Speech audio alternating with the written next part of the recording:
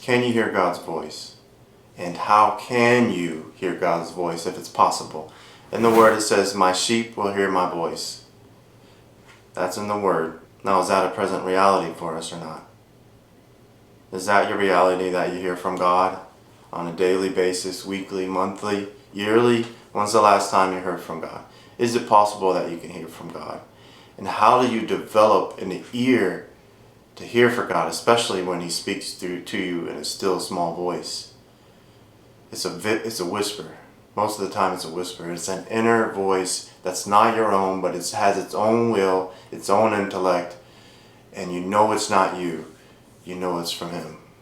How do you cultivate that? How do you get to a point where you can hear Him? Number one, you gotta dim down your life. You gotta turn off things, radio, TV, phone, everything.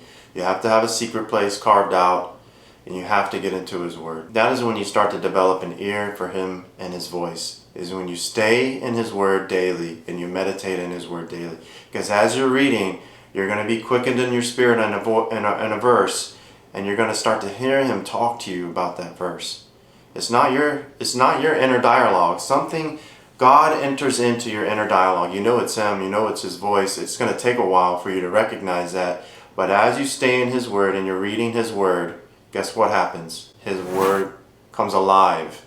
His Word begins to speak, and you're going to start to recognize His voice apart from all the voices. There's many voices probably in your head.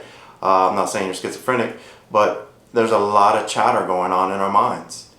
And we have to learn how to quiet our lives, read the Word, and begin to hear from Him. So if you want to hear from the Lord, if you want a word from the Lord, begin in His Word. Study His Word, read His Word, meditate on it. It may not be the first day you read it, it may not be the second or third. You read the Word no matter what. You're not reading it to try Him or test Him. You're reading it to draw near to Him. And guess what happens when you draw near to Him? He draws near to you. So if you're testing God on His Word, like I'm going to read His Word and see if I can hear Him, that's probably not going to work. He draws near to a sincere heart. And if you have a sincere heart while you're reading, He'll draw near to you and He'll start to talk to you through His Word. He'll begin to highlight His Word to you, highlight His promises. He'll begin to talk to you about it. He'll begin to convict you of sin in your life based on what you just read. He'll begin to convict you of promises He has for you based on what you just read. And that's how you begin to hear from Him. And you want that.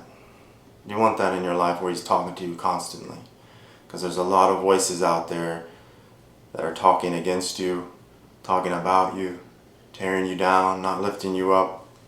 And you want to hear a voice, at least one voice in your life that's there for you and says, I'm here for you, son.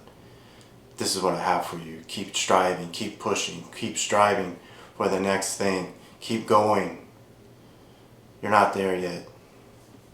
You want a champion in your corner. You want a hero, and that's Jesus. And Jesus was made manifest. He was the Word that was made flesh. I think He has a lot to say to you through His Word, and that's how you begin to hear from Him.